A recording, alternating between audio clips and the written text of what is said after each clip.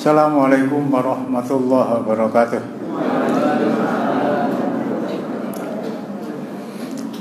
Innal hamdalillah nahmaduhu wa nasta'inuhu wa nastaghfiruhu wa nastahdihi wa natubu ilaihi wa na'udzu billahi min shururi anfusina wa min sayyiati a'malina may yahdihillahu fala mudilla lahu wa may yudlil fala hadiyalah.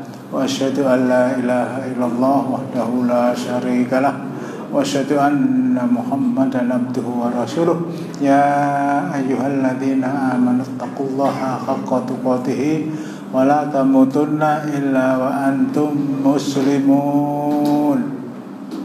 Ya ayyuhan nasu taqu rabbakumul ladzi khalaqakum min nafsin wahidah wa khalaqa minha zawjaha wa batha minhuma rijalan katsiran wa nisaa'a.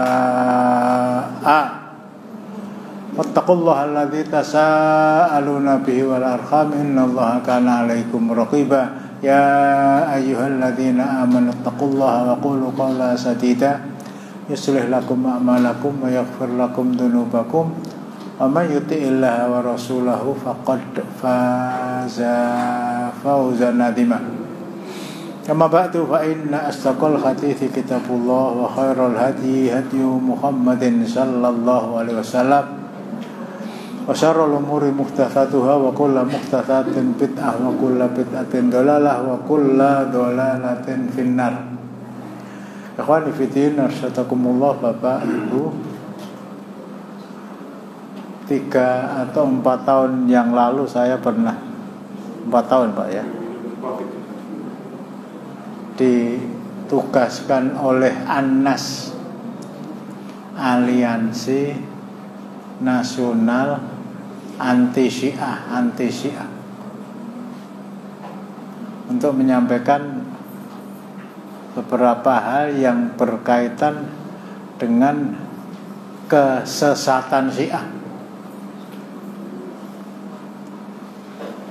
Malam hari ini atas izin Allah Subhanahu wa taala saya bisa kembali sowan di depan bapak-bapak dan ibu-ibu yang namanya juga anti Syiah ya. Saya berkewajiban untuk menerangkan agar di dalam hati kita masing-masing betul-betul antipati. Ya begitu. Kepada faham sesat ini yang secara lahiriah,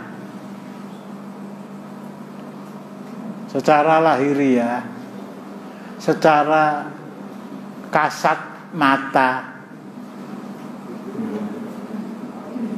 orang-orang Syiah itu penampilannya, meskipun mereka bukan orang Islam dan ngaku Islam, penampilannya sekali lagi secara lahiriah lebih Islami kadang-kadang daripada orang Islam itu sendiri. Pakai peci putih nih, sanes panjenengan nggih Mas nggih.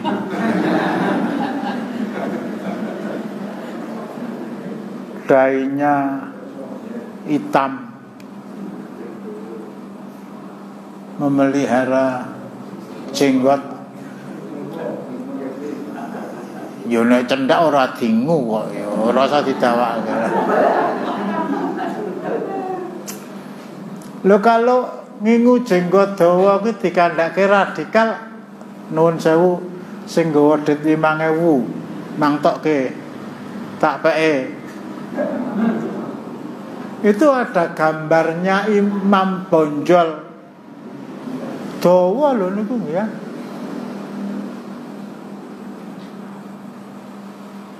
Sekali lagi penampilan mereka sering-sering lebih Islami daripada orang Islam.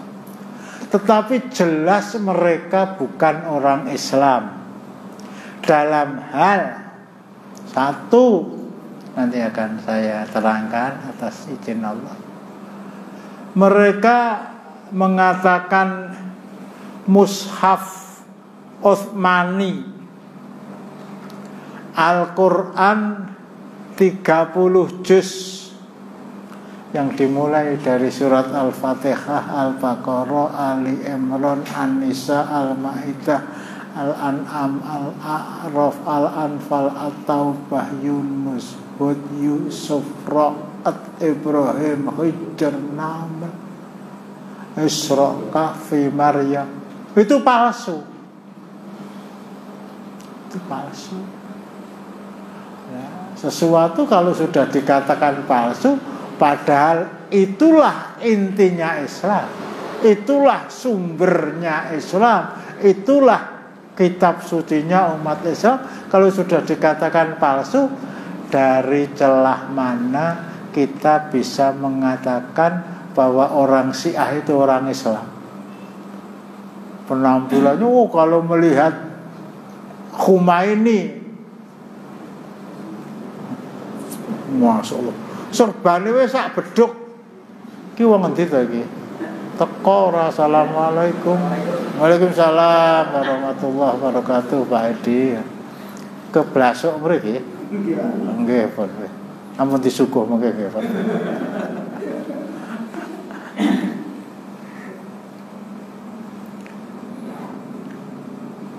Mereka mengatakan Al-Quran itu palsu. Tadi saya singgung Khomeini, saya nggak sebut imam. Hari ini orang Syiah itu sudah mempunyai paling tidak negara yang namanya Iran. Benderanya tulisannya La ilaha illallah. Irak, sebelah utara Irak. Syria, Iran itu konon satu-satunya negara Asia yang telah bisa membuat bom nuklir setelah Cina dan Pakistan. Sebentar lagi mereka berusaha, mudah-mudahan Allah tidak izinkan, akan merebut Yaman. Sementara mereka dibantu oleh Iran melawan koalisi yang dipimpin oleh Saudi. Sebentar lagi mereka akan menguasai Lebanon. Itu kekuatan Syiah. Tapi tadi saya mengatakan mushaf Al-Quran itu palsu. Mengatakan semua sahabat Rasulullah Sallallahu Alaihi Wasallam, pendera Rasulullah yang jumlahnya sekitar 115 sampai 124 ribu, itu semuanya murtad setelah Rasulullah wafat. Kata orang-orang Syiah. Padahal sahabat-sahabat Rasulullah adalah manusia paling mulia sejak zaman Nabi Adam sampai nanti manusia terakhir yang hidup sebelum datang hari kiamat. Sahabat-sahabat Rasulullah, saya ulangi, mereka adalah manusia paling mulia setelah para nabi dan para rasul. Jumlah mereka yang jelas disebut di dalam Al-Quran 25 orang, sejak dari Nabi Adam, Nabi Nuh, Nabi Idris dan seterusnya sampai Muhammad Sallallahu Alaihi Wasallam. Setelah 25 orang Nabi dan Rasul itu, siapa yang menduduki urutan 26, 27 dan seterusnya? Sahabat-sahabat Muhammad Sallallahu Alaihi Wasallam, bukan sahabatnya Nabi Nuh.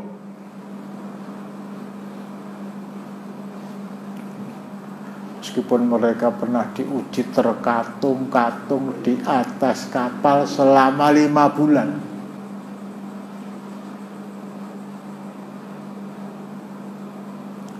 Yang paling mulia setelah para nabi dan rasul bukan sahabatnya Nabi Ibrahim, meskipun Nabi Ibrahim pernah dibakar oleh masyarakatnya. bukan sahabatnya Nabi Musa, bukan sahabatnya Nabi Isa alaihi wassalatu wassalam, tetapi sahabat Muhammad sallallahu alaihi wasallam. Radhiyallahu anhum wa radu'an. Kepada mereka yang jumlahnya di atas 100.000 itu Allah ridho kepada mereka, mereka ridho kepada Allah, dan memasukkan mereka ke dalam jannah semuanya. Dari sahabat beliau yang jumlahnya di atas 100.000 tadi, 114 sampai 124.000, corone bocah sekolah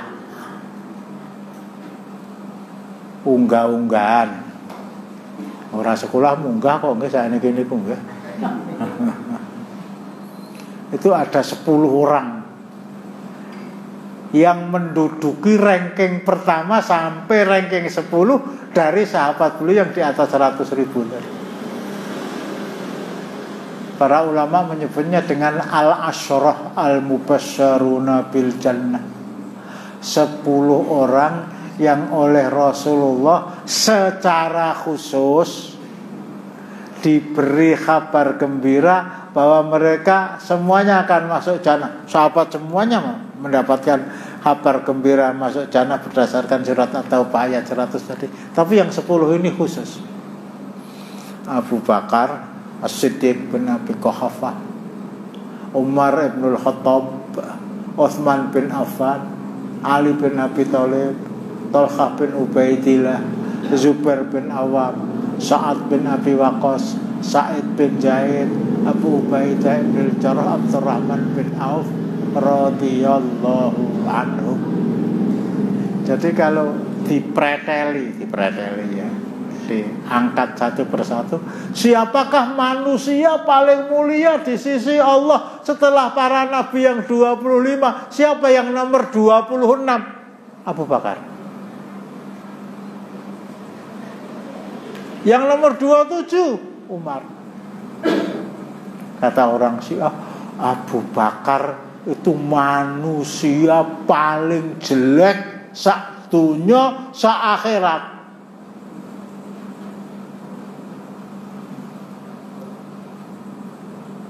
Moga-moga. Assalamualaikum warahmatullahi wabarakatuh. Mereka mas. Mereka lho. Nah, sithik Pak nggih. Wis tonggo nek metu senek lah, nek ora metu ya wis.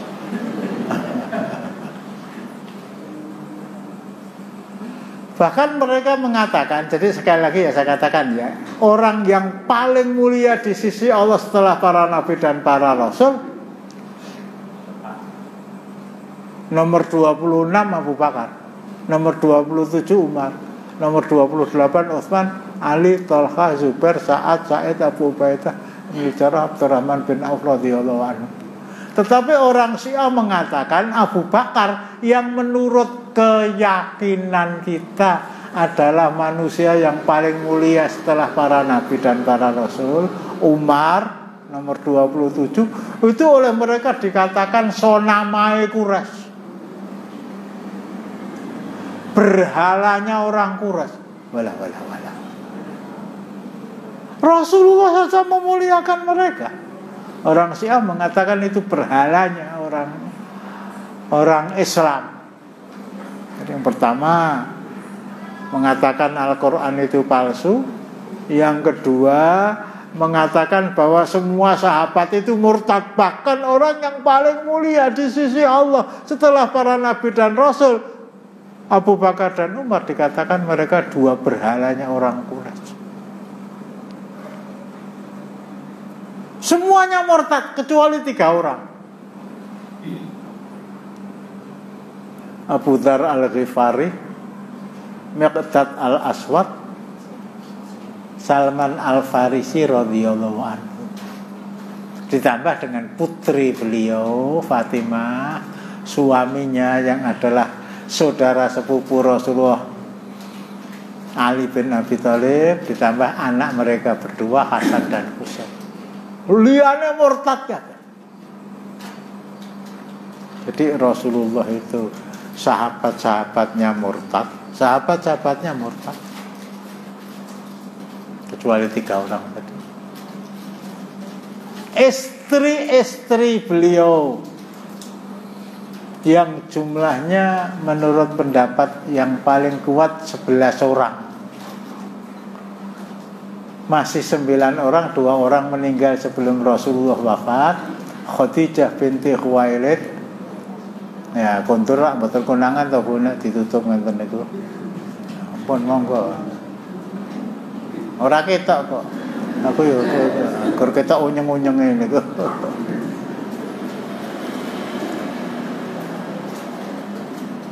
Dua orang meninggal, Khadijah binti Khuwailid, Zainab binti Khuzaimah, masih 9 orang. Saudah binti Zam'ah, Aisyah binti Abi Bakar, Hafsah binti Umar, Ummu Salamah, Ummu Habibah, Zainab binti Jahsh, Zainab binti Khuzaimah sama situ, Juwairiyah, Sofiyah binti Khuyai bin Akhtab, yang terakhir Maimunah. Istri-istri beliau semuanya juga murtad. Walah. Pendereke murtad kabeh, garwane murtad kabeh. Mara tuane jengkul aturaken Abu Bakar kalian Umar niku mara tuane pun ya murtad.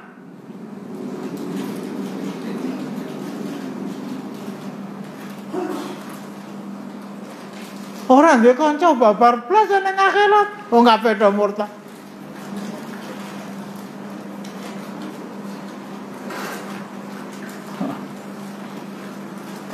Padahal wa ma arsalnaka illa rahmatan lil alamin. Tidaklah aku mengutus engkau Muhammad kecuali untuk menjadi rahmat bagi seluruh alam. Rahmat bagi seluruh alam kok bendarane gur wong telu. Ngono ku jan cari wong Syiah dan itu dusta nggih. Mesake tenan. Kalau apa yang dikatakan orang Syiah itu betul dan tidak betul.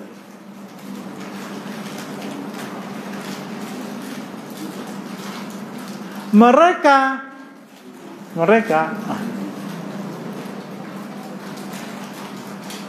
menganggap bahwa Ali bin Abi Thalib itu paling tidak sejajar dengan Rasulullah. Bahkan pendapat di antara mereka yang namanya Ali bin Abi Thalib itu lebih mulia dari Rasulullah. Janjani kula mboten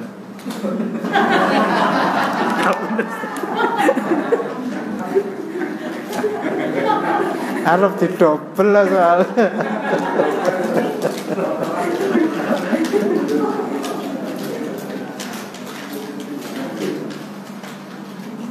Mereka mengkultuskan, mereka mengagung-agungkan Ali bin Abi Thalib di atas kebesaran Ali yang sesungguhnya. Seperti apa besarnya Ali tetap berada di bawah kebesaran Rasulullah. Tapi orang Syiah membuat cerita, yang cerita itu kok mirip begitu ya.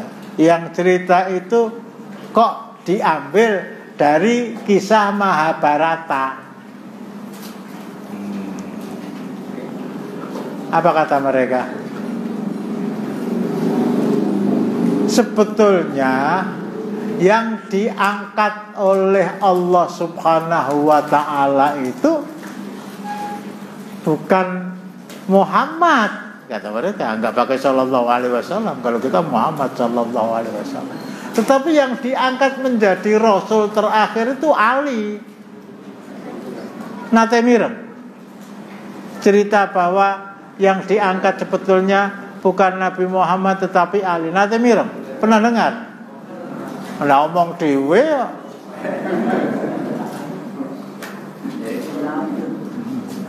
Salah ya ora kaya ngedum seneng isih ora mandeg pengajian. Mandeg sih. Monggo bismillah. Monggo, Pak. Tak balik ya.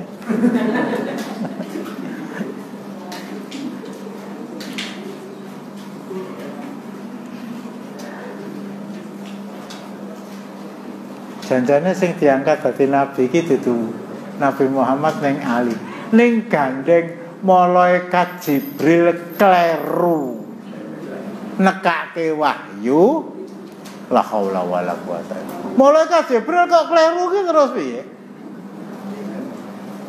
Lah klerunya malaikat Jibril ini wallahu alam terinspirasi kisah Mahabharata tentang nun sewu ning sing mudeng wayang mboten. Enten mboten? Enten.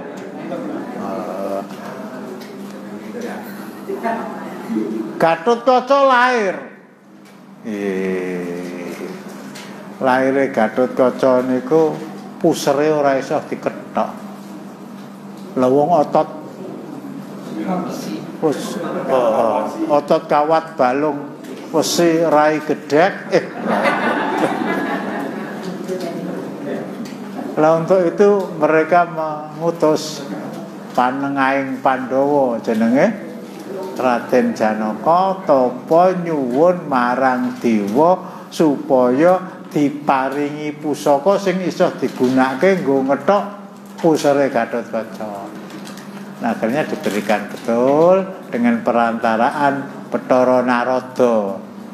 Nek kepengin weruh Bathara Narada ki sapa? Sesuk nang arep pasar Kleco. Biskotan niku mungkin ra enten tulisane Bathara Narada lah.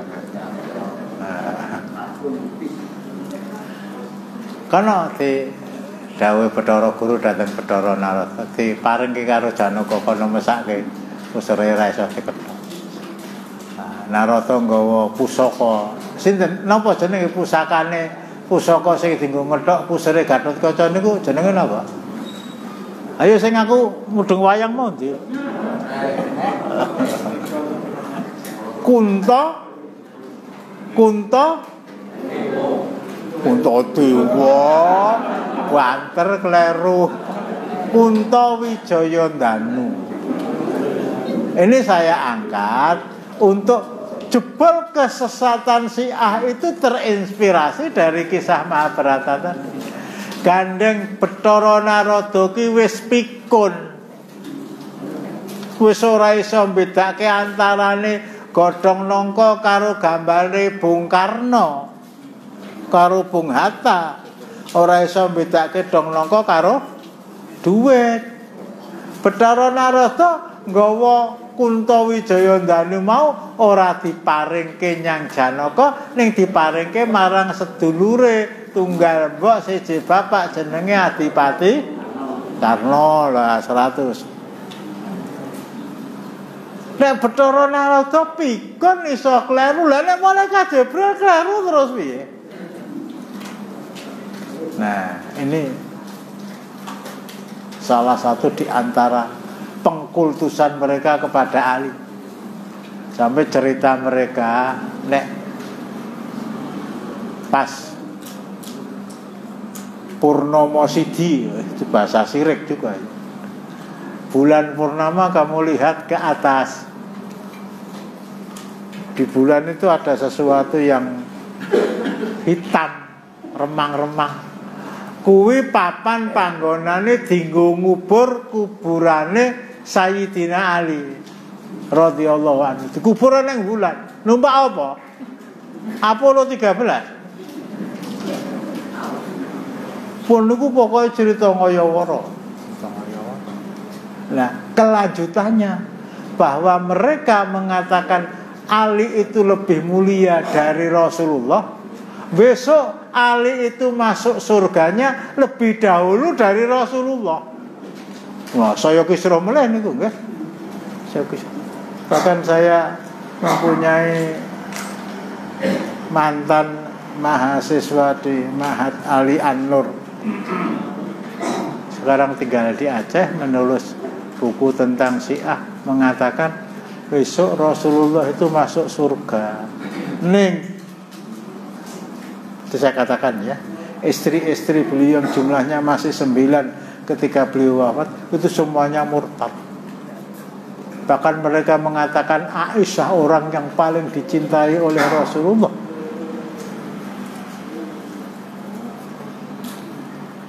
Walah masih podo putih mbok wis.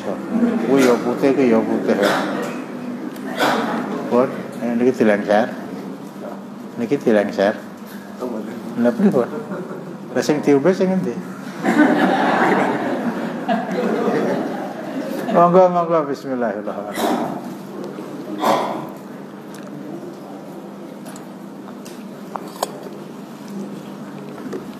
Rasulullah itu masuk surganya kalah dahulu dengan Ali. Dan nanti Rasulullah itu masuk surga. Tetapi ada tetapi kata orang Syiah. Rasulullah masuk surga nuwun sewu ya aku matur ki abot.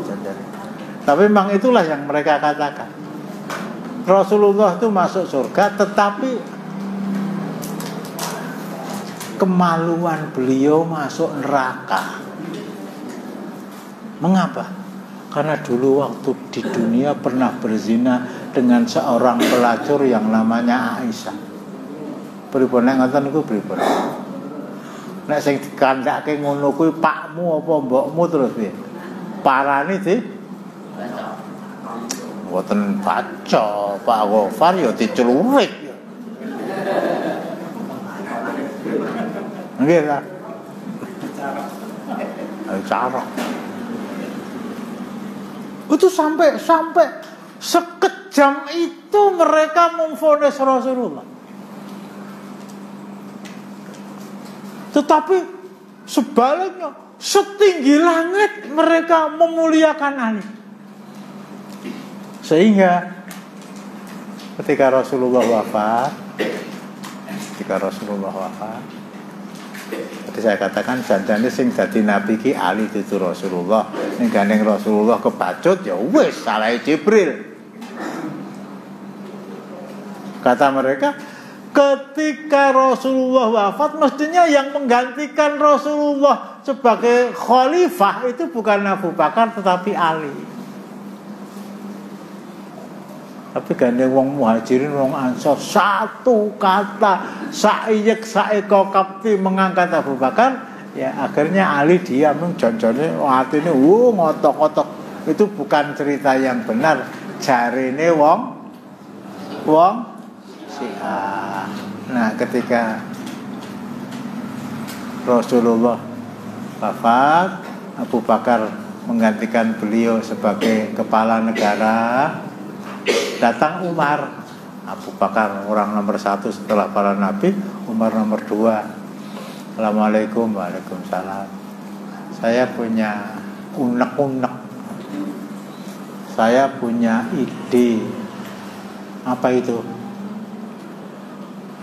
Kamu usahakan agar Al-Quran yang sudah sempurna, Al-Yauma akmaltu lakum dinakum wa amamtu alaikum nikmati, tapi masih ditulis di tulang-tulang unta, di kulit-kulit mereka yang sudah dikeringkan, di dinding-dinding rumah, di batu-batu, itu dikumpulkan, dibukukan menjadi satu buku yang bahasa anak-anak sekarang terkodifikasi. Akhirnya menjadi Al-Quran seperti yang kita miliki. Kata Abu Bakar, wah, aku rawani. Apa yang kamu usulkan itu belum pernah diajarkan dan diperintahkan Rasulullah kepada kita. Memang iya, kata Umar. Tapi masalahnya hari ini kamu hafal 30 juz, saya juga hafal. Para sahabat yang 100.000 lebih itu mayoritas hafal Al-Quran. Bagaimana kalau kita sudah meninggal para sahabat, anak-anak kita apa akan mampu menghafalkan Al-Quran semampu kita menghafalkan Al-Quran? Anak-anak kita, belum nanti cucu-cucu kita, belum nanti cicit-cicit kita. Belum nanti orang-orang Islam yang adalah mereka hidup di sebuah wilayah yang bahasa ibunya bukan bahasa Arab. Al-Quran itu pakai bahasa Arab, kita berbahasa Arab, sehingga mudah untuk menghafalkan dan mudah menguasai isinya. Bagaimana kalau Al-Quran itu nanti tersiar ke timur, ke Iran, ke Irak, ke Afghanistan, ke Pakistan, ke Bangladesh, ke India sebelumnya, India, Bangladesh, ke Myanmar, ke Malaysia, ke Singapura, nyabrang Selat Malaka, ke Riau, ke Jambi, ke Sumatera Selatan, ke Lampung, nyabrang Selat Sunda, ke Pundi, Kose Sumenep, Kose urung.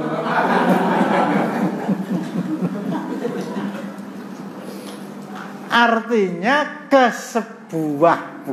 kesekian banyak wilayah yang bahasa ibu mereka bukan bahasa Arab.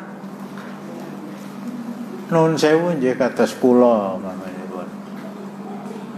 Saya harus menguasai 2 bahasa.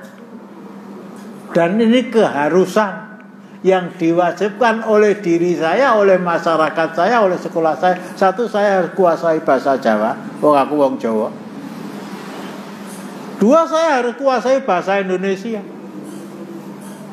Bahasa Jawa itu ada ngoko, ada kromo madya, ada kromo inggil. Ora mudeng.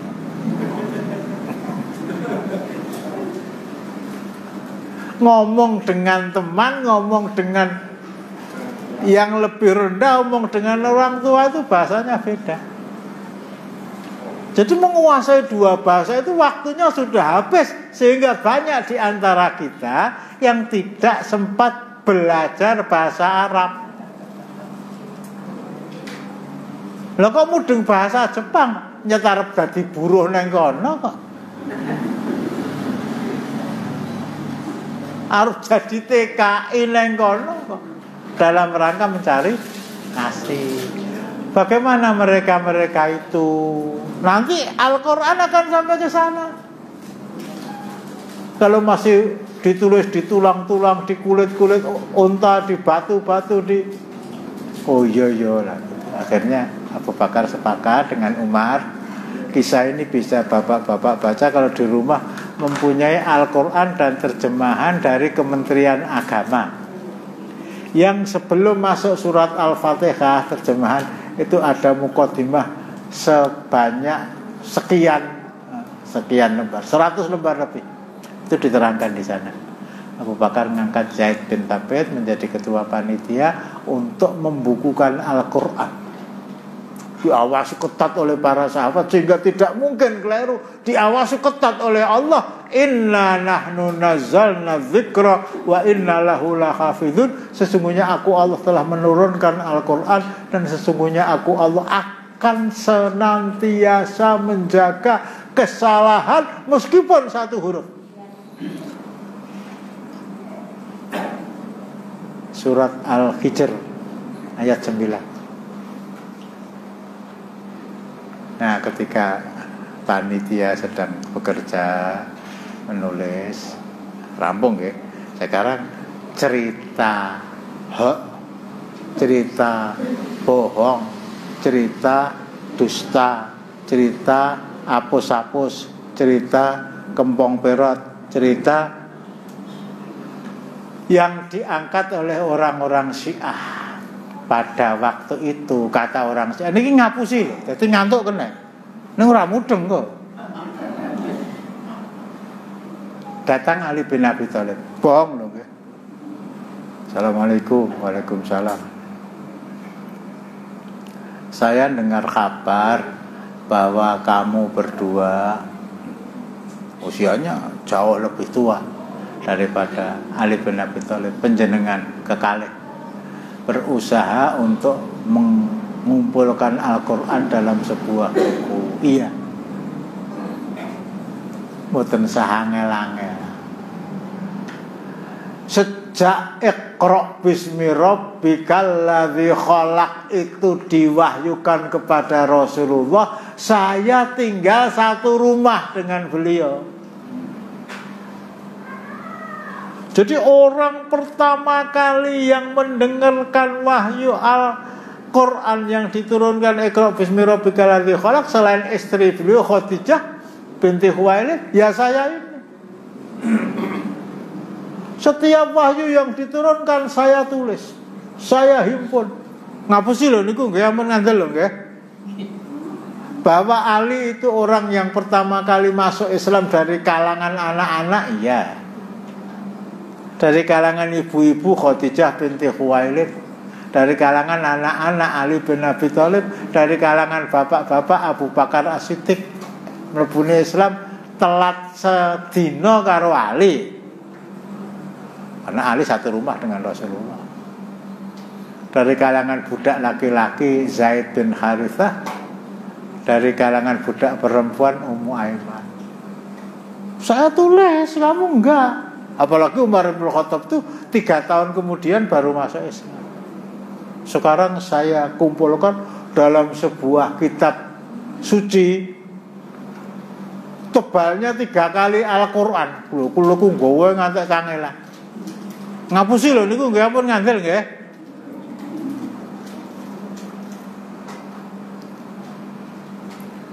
Oleh Ali ditunjukkan kepada beliau berdua, Abu Bakar dan Umar radhiyallahu anhuma. Oleh Umar, coba tak deloke Ali lah. Cerita orang Syiah ya. Ali ya. Umar bin Khattab ini manusia mulia. Kemuliaan Ali, kemuliaan Ali terus ya. Kemuliaan Umar bin Khattab itu diakui oleh dunia. Seorang sejarawan Inggris bernama Dr. Michael Hart menulis sebuah buku judulnya The 100. Buku itu sudah diterjemahkan ke dalam bahasa Indonesia di tahun-tahun 80-an dulu dengan judul 100 orang paling berjasa kepada dunia. 100 orang paling berjasa kepada dunia. Siapa nomor 1? Nomor 1 Muhammad. Tidak pakai sallallahu alaihi wasallam, tidak. Orang yang nulis itu orang Kristen kok. Tapi mengakui manusia paling berjasa kepada dunia, nomor 1 itu Muhammad. Nomor 2 Isaac Newton. Nomor 2 Isaac Newton. Nomor 3 Yesus Kristus. Nomor 4, nomor 5, nomor 51 dari 100 orang yang paling berjasa itu Umar bin Khattab. Jadi dunia mengakui bahwa Umar bin Khattab itu menduduki urutan 51 dari manusia-manusia yang paling berjasa kepada dunia.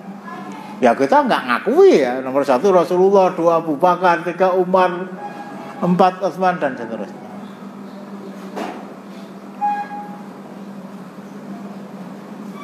Kemuliaan Umar bin Khattab. Nah, ketika dia pinjam kitab kepada Ali yang dibawa tadi, coba tak delok Ali. Itu mestinya ya, kalau orang itu orang ilmiah dan memang ilmiah, betul. Maremu kata gede dhuwur, gagah pitekso. Mungkin kalau saya ambilkan contoh Indonesia itu wong Pacitan itu loh. Sinten? SBY lah, mungkin. Ini nggak SBY rapal Quran. Maremu gede dhuwur. Bangsa gelut mesti menang numpak untung banter, numpak jalan banter. Menggunakan pedang, menggunakan tombak sangat piawai. Coba tak delok ya Ali. Ini cerita orang Syiah ya, dibuka-buka. Kalau dia seorang ilmiah, tak silih sik ya Ali ya, tak wacane 10 dina ora rampung. Telung Quran kok. 3 Quran kok. Wong wis mlebu tanggal 20 Ramadan kuwi ana sing surung katam. Moko gur sak protelone. Enten sing dereng katam. Ampun ngaku lho. Paling orang katam ping pindho ping 3 lah. Mboten dibuka. Nah, kita apa-apa iki nya. Dikembalikan. Ora gelem ya ora apa-apa, ora patheken. Kok melu-melu Mbah Harto nggih. Orang Syiah mau mengatakan Al-Quran yang asli, Al-Quran yang orisinil, Al-Quran yang 24 karat itu Al-Quran yang ditulis Ali, kata mereka. Ali gak nulis Al-Quran.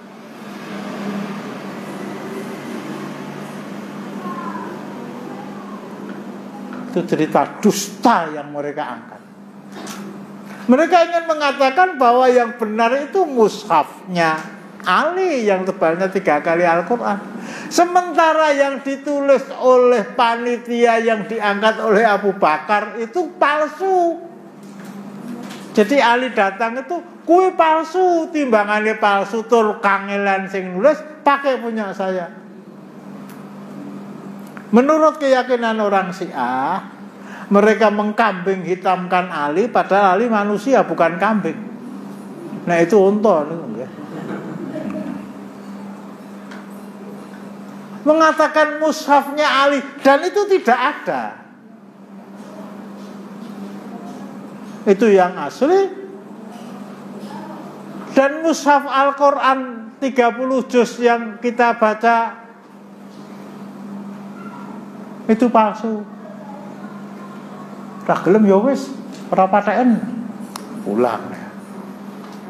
Taruhlah itu datang ke mereka berdua jam 9 pagi, krungu adzan zuhur, imamnya Abu Bakar.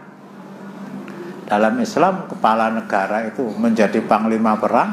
Dalam Islam kepala negara itu menjadi imam sholat. Dalam Islam kepala negara itu menjadi pemimpin pemerintahan. Dalam Islam seperti gelar yang dipakai oleh raja-raja Solo dan Jogja. Raja Solo dan Jogja itu namanya mesti Sultan Abdurrahman. Sultan Abdurrahman. Senopati ing Aloko, panglima perang. Rasulullah memimpin perang, Abu Bakar memimpin perang. Sultan Abdurrahman senopati ing Aloko, Sayyidin Panatagama, pimpinan agama. Sing imami zuhur, asar, maghrib, isya, subuh. Khutbah karo ngimami Jumat Pon, Wage, Kliwon, Legi, Pahit, Idul Fitri, Idul Adha, salat istisqa, salat gerhana, itu Rasulullah. Rasulullah wafat digantikan oleh Abu Bakar. Nah, kalau Indonesia itu diterapkan syariat Islam lah. Sing ngimami salat eneng Masjid Agung Sukoharjo sinten? Sinten? Apa eneng imam wedok? Sing ngimami Masjid Besar Jawa Timur sinten? Ayo, gubernurmu. Ya, itu mestinya begitu. Abu Bakar menjadi imam jam 9 disuani Ali, jam 11 lebih 38 menit ngimami sholat zuhur. Allahu Akbar. Ali menurut orang Syiah loh, nggih. Menurut kita enggak. Ali menurut orang Syiah meyakini bahwa ayat Al-Quran Fatihah karo surat sing diwaca Abu Bakar kuwi palsu. Ning Ali makmum ning burine. Nyambung mboten? Nyambung mboten? Menurut keyakinan orang Syiah, Quran yang dibaca oleh orang Islam itu palsu. Ali juga mengatakan palsu. Ali palsu loh niku, Ali topan niku. Tapi dia makmum di belakang Abu Bakar. Zuhur, asar, maghrib, isya, sesuk yo ana, somben yo ana. 2 tahun 4 bulan Abu Bakar memimpin umat pengganti Rasulullah. Dia sebagai pengganti. Ali makmum di belakang dia. Kalau dia meyakini kata orang Syiah apa yang dibaca oleh Abu Bakar itu palsu, salatnya rasa. Untuk itu saya akan mendirikan masjid sendiri. Enggak ada ceritanya Ali mendirikan masjid sendiri. 2 tahun makmum di belakang Abu Bakar. Mongko jarene wong Syiah, Ali meyakini bahwa Al-Quran yang dibaca Abu Bakar, Fatihah dan surat itu semuanya palsu. Berarti sholatnya Ali batal. Nuwun sewu nggih tak terangke sithik. Nek eneng wong poso ora lara ora lunga sebab ngelak terus bongkah. Nek eneng pengajian, ibu-ibu pengajian dhewe ya monggo. Engko tak sili Mick Tyson.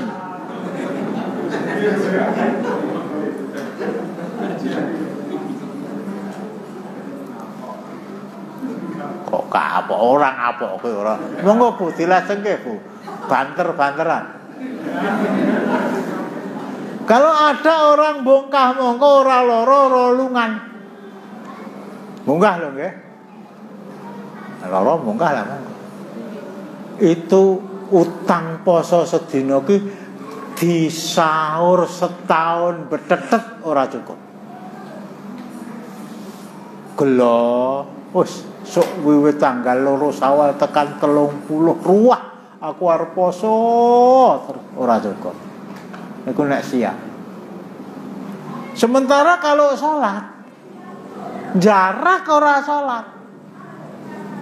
Jarak ora salat. Eneng tamu ora salat, amung tamu nggon mantenan ora salat.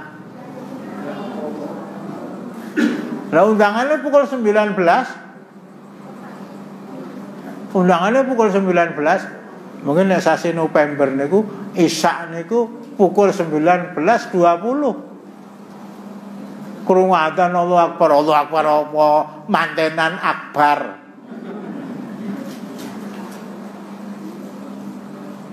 Engko salate engko ora apa-apa. Lali. Ora lali jarak kekeselen. Tak turu sik engko tangi terus salat. Krungu adzan subuh. Sing nang omah ora nyang masjid ya krungu adzan subuh. Ngopo? Bal-balan. Salat jamaah kalah karo bal-balan. Ngopo lho mau urung gol kok ngenteni gol sik lho. TV-ne digonyang masjid. Toko ngarep pengimaman. Wala dolin mlebu gol. Walah.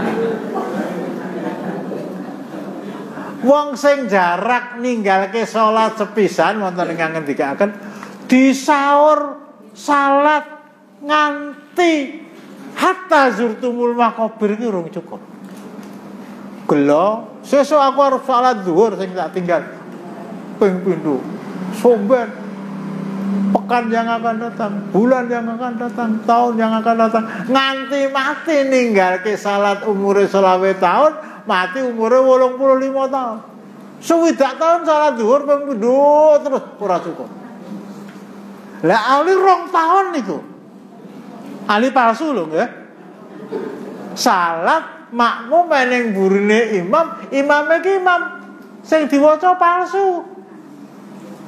Lah niku nek cara sami Allahu Akbar. Bengawan sulul. Niku ora Quran palsu to. Napa salat mlitar niku.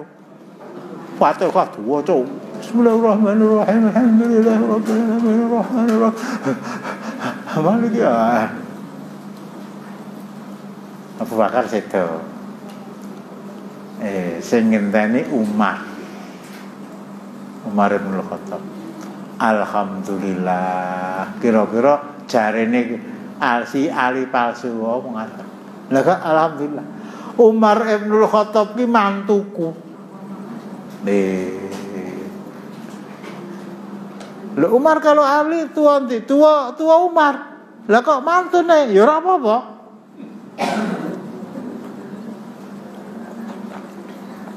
Umar bin Khattab menika yuswanipun sampun meh 50.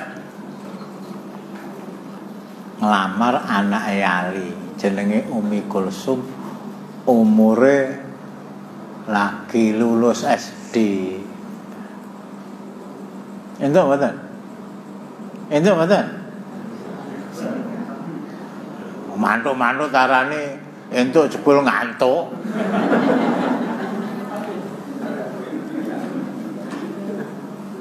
Amirul Mukminin tesih alit. Kok tak goleke sing luwih pas dadi karo panjenengan kepala negara. Ora, aku ngesir anakmu ki sebab anakmu ki sing gimbal Fatimah. Sing nglairke Fatimah, sing nyusoni 2 taun haulaini kamilaini ya Fatimah. Fatimah ki putra putrine Rasulullah sing paling ditresnani Rasulullah. Aku kepengin duwe bojo sing isih eneng darah turune Rasulullah. Saya ingin menikahi seorang anak perempuan yang masih ada hubungan kekerabatan Rasulullah, yang adalah cucu Rasulullah. Ola nek ngoten monggo nikahke. Dadi Amirul Mukminin maratuwaku. Wis engko mesti tak parani, tak kutang. Sing ngimami aja nganggo Qur'ane Abu Bakar, saiki nganggo Qur'anku. Aku maratuwamu.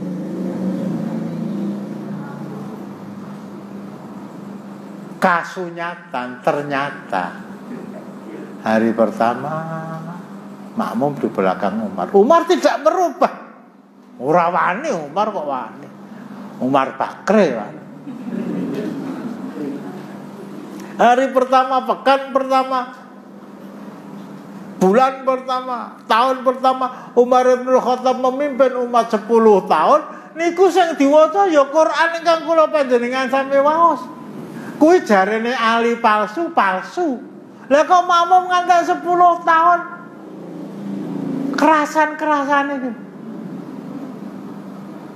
Tegesnya pripun? Selama 2 tahun 4 bulan dipimpin oleh Abu Bakar, dia makmum di belakang Abu Bakar, salate Ali ora sah.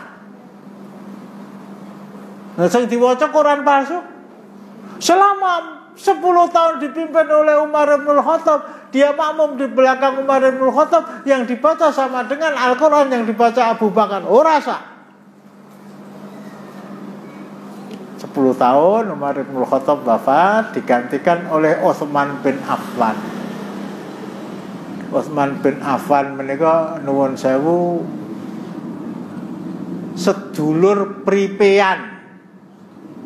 Nyambung mboten? Sedulur pripean. Ali bin Abi Thalib ki mantune Rasulullah, Utsman bin Affan ya mantune Rasulullah.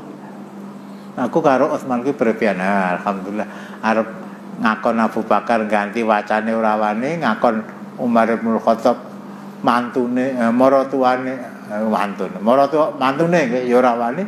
Lah saiki Utsman bin Affan sedulur seprepean. Ternyata kisah di masa Abu Bakar, di masa Umar kembali terulang pada masa Utsman. Ali makmum di belakang Utsman 12 tahun. Yang dibaca Utsman, kata orang Syiah, ini Quran palsu. Tegese 2 tahun pada masa Abu Bakar, 10 tahun pada masa Umar, 12 tahun pada masa Utsman, 24 tahun salate Ali palsu lho nggih. Tidak sah. Ora wani. Ora kok ora wani, memang Ali tidak mempunyai keyakinan seperti keyakinan yang diangkat oleh orang Syiah. Utsman bin Affan wafat. Penduduk Madinah sepakat mengangkat Ali bin Abi Thalib sebagai Amirul Mukminin. Wah. Mesti wah. Saiki sing kuwasa aku. RI 1 Jokowi, M1 aku. M1 itu apa? Madinah 1.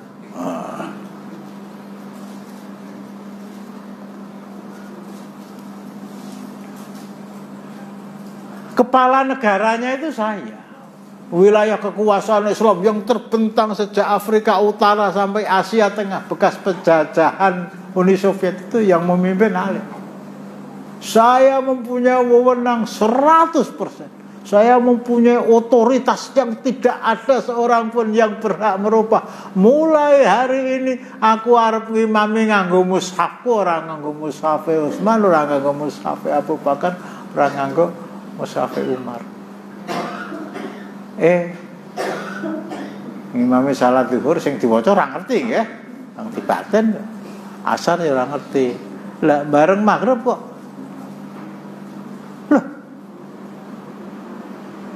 kok ya padha karo sing diwaca Utsman, diwaca Umar, diwaca Abu Bakar. Oh, mungkin lagi perkenalan. Pekan pertama, bulan pertama, tahun pertama. Yang dibaca ya sama dengan yang dibaca Abu Bakar, Umar dan Utsman radhiyallahu anhu. Mengapa? Ali bin Abi Thalib yang asli itu yakin, seyakin-yakinnya bahwa Allah menjaga Al-Quran. Yakin, seyakin-yakinnya bahwa tidak ada satu huruf pun yang berubah. Inna nahnu nazzalna dzikra wa inna lahu lahafizun. Kok sampai ada Al-Quran palsu yang ditulis oleh orang Islam sahabat Rasulullah pada masa Abu Bakar? Jelas Ali bin Abi Thalib tidak menerima itu. 4 tahun lebih Ali bin Abi Thalib memimpin umat. Sing diwaca nggih padha. Lah Quran sing asli mau didokok ngendi? Gek tinggo apa? Apa nggo tumbal? Atas-atas Bu nggih. Ketika Ali bin Abi Thalib akan wafat, dia panggil anaknya yang bernama Hasan. Hasan, baik, ini ada mushaf asli yang saya tulis, berbeda dengan mushaf yang dibaca Abu Bakar, Umar dan Utsman. Kamu simpan sebaik-baiknya. Ini yang asli. Lah yang dibaca Abu Bakar, Umar dan Utsman juga palsu kalau. Lah yang dibaca apa ya palsu.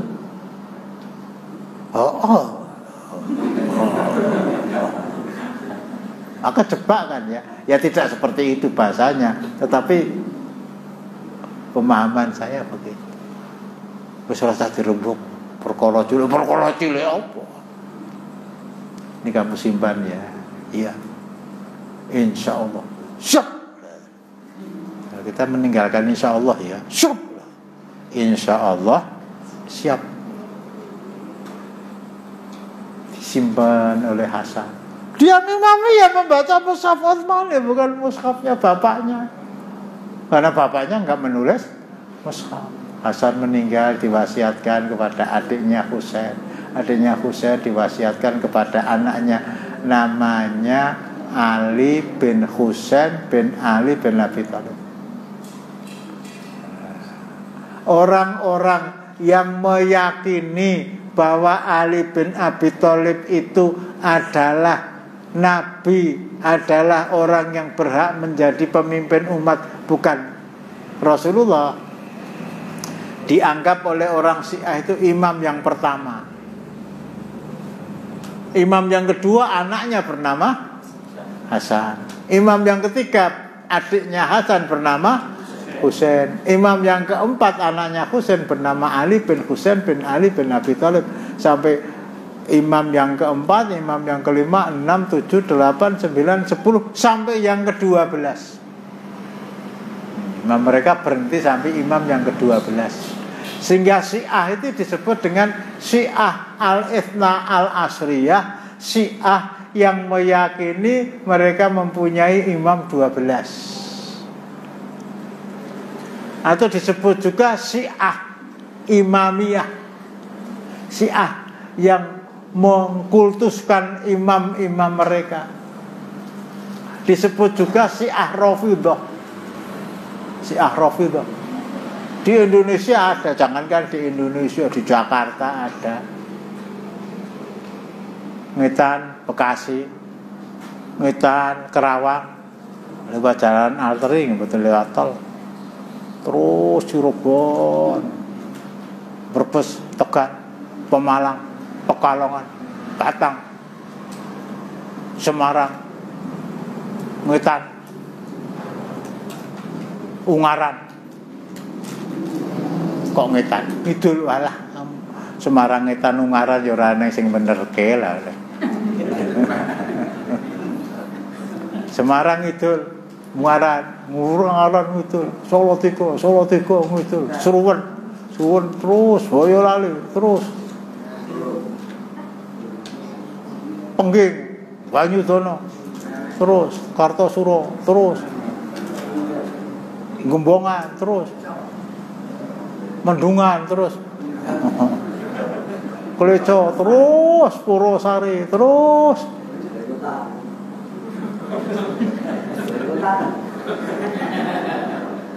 Kuwi arep blusukke kuwi.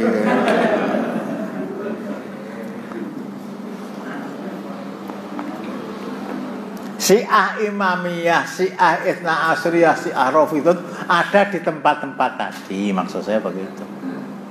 Sampai di Purwosari juga ada, Purwosari Ngetan tekan Gendengan yo eneng, Gendengan Ngetan tekan Sriwedari ora eneng, Menggok ngalor.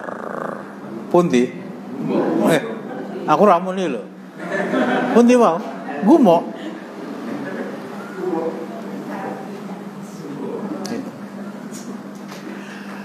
Mereka meyakini imam kami jumlahnya 12 imam kami lah yang menyimpan Al-Quran yang asli itu.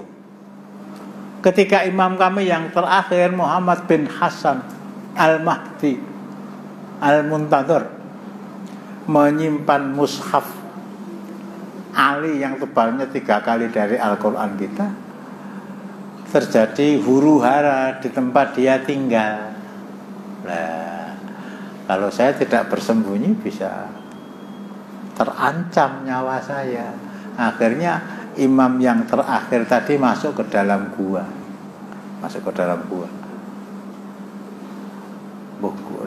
Nek sing cetha ora gua gelap ngampar nggih. Gua gelap ngampar niku pundi ta? Mboten ngerti.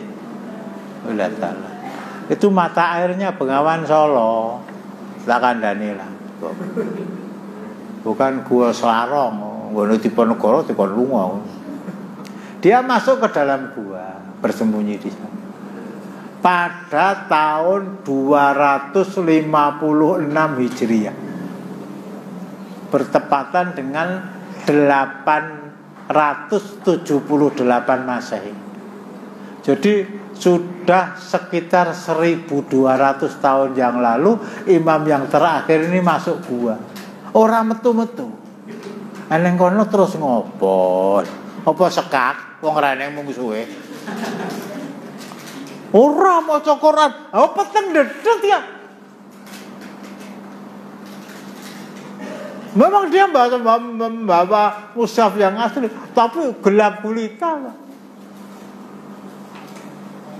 Selama 1200 tahun tinggal di dalam gua, kuwi nek salah jubuh terus piye? Wong awan karo bengi ora ngerti. Lah nek poso melu Muhammadiyah apa melu Dewan Isbat ya ora ngerti. Itu sampai sekarang mereka tidak akan merubah keyakinan mereka bahwa imam kami berada di dalam gua. Metune sapa? Nanti kalau dunia sudah geger, malah yo perang dunia pertama geger, perang dunia kedua geger, perang Korea geger, perang Kashmir geger, perang Vietnam geger, perang Jerman Benteng Vandenbroek geger. Lah kok ora metu-metu ki ngopo? Pengen badhe medal, Pak. Monggo.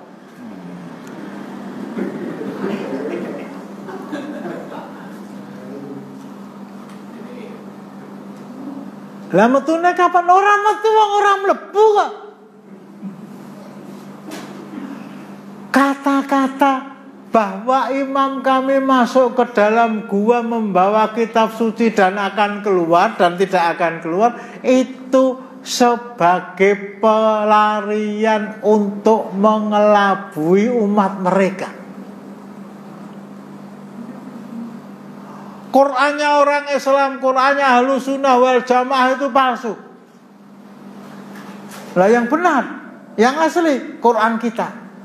Lah sekarang dibawa bersembunyi oleh imam kita ke dalam gua.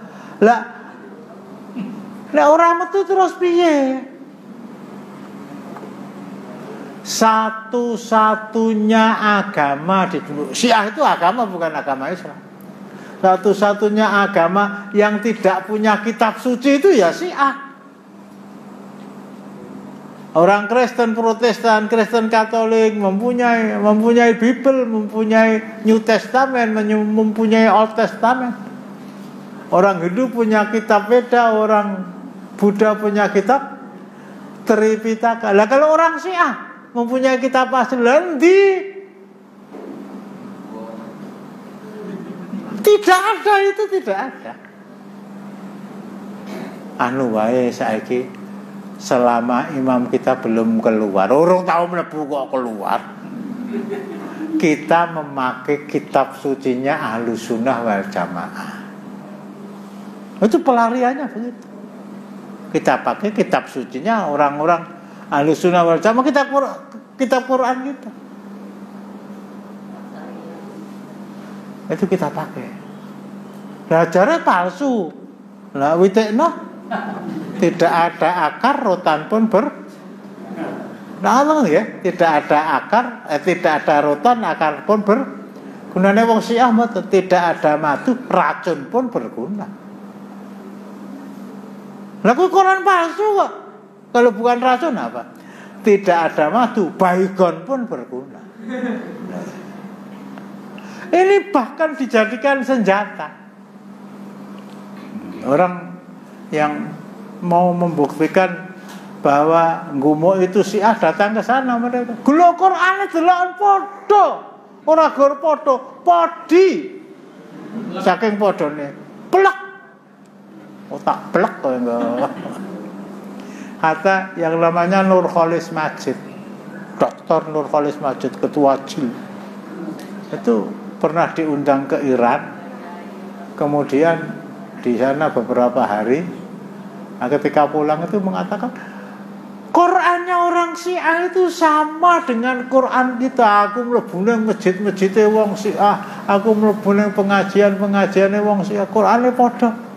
Memang iya, bedanya kami memegang Al-Quran Mushaf Utsmani itu sebagai suatu akidah yang mantap, yakin seyakin-yakinnya. Inilah Al-Quran yang diwahyukan oleh Allah Subhanahu wa ta'ala dengan perantaraan Jibril kepada Muhammad. Sementara kamu memegangi Al-Quran yang sama dengan Al-Quran saya, itu dalam rangka mengelabui dan terkelabui. Kalau imamnya mengelabui, makmumnya, pengikutnya terkelabui, kita menunggu keluarnya imam kita sementara kita pakai Al-Quran ini. Nah, kepada mereka yang tidak tahu, gelo-geloan melek kok koyo ning pengajian wae. Wasale wis sak jam punjul lah bubar-bubar. Intinya itu. Jadi nun sewu nggih kula panjenengan sami nek ketemu karo wong Syiah, "Gula Qur'anku padha." Lah nek Abu Bakar, wah Abu Bakar kuwi kudu dibakar. Mereka mengatakan Abu Bakar itu berhala.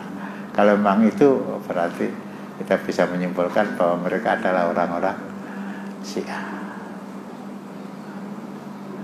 Saya ulangi 1 menit lagi. Jelegere penampilannya cara wong Jogja, prejengane ngalahke wong Islam. Bathuke urem, jenggoten, kalung serban ijo, nganggo jubah cingkrak. Salate suwe banget, sujute suwe banget. Lah keturun.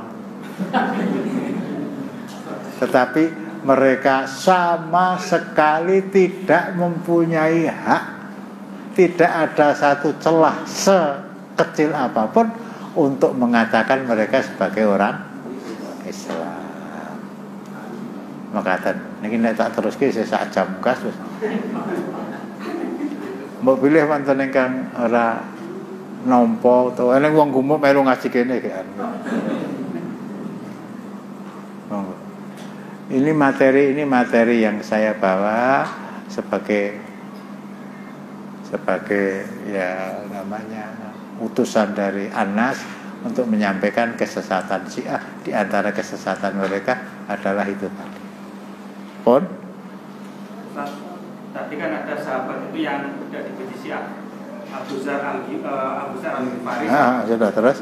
Itu sebabnya kenapa Ustaz kok tidak dia sama orang Syiah, tidak dibenci? Wah, ya orang ngerti ya. Kalau semuanya ente-entean kan ya terus bendera eneng ya Rasulullah itu ya. Wong Prabowo kalah, bendera saya bilang nyoblos Prabowo terus.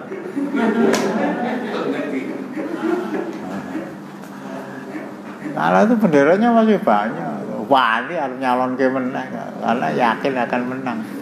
Masa Rasul kalah karo Prabowo ya. Nah, Pak Harto itu wah, pendukung Pak Harto masih banyak. Gus Dur wah sama saya menang. Ora umum ya bukan banget pokoknya. Mbak Mega walah, Bung Karno walah. Dan Rasulullah mati, wafat ya. Tinggal 3 orang. Saya belum bisa menerangkan secara jelas. Tapi lain kali kalau saya sempat mendapatkan ilmu itu dan ketemu saya sampaikan. Ngaten. Yang lain mungkin. Pun undang mulai Pak ini soal bal-balan ini soal entek. Assalamualaikum warahmatullahi wabarakatuh.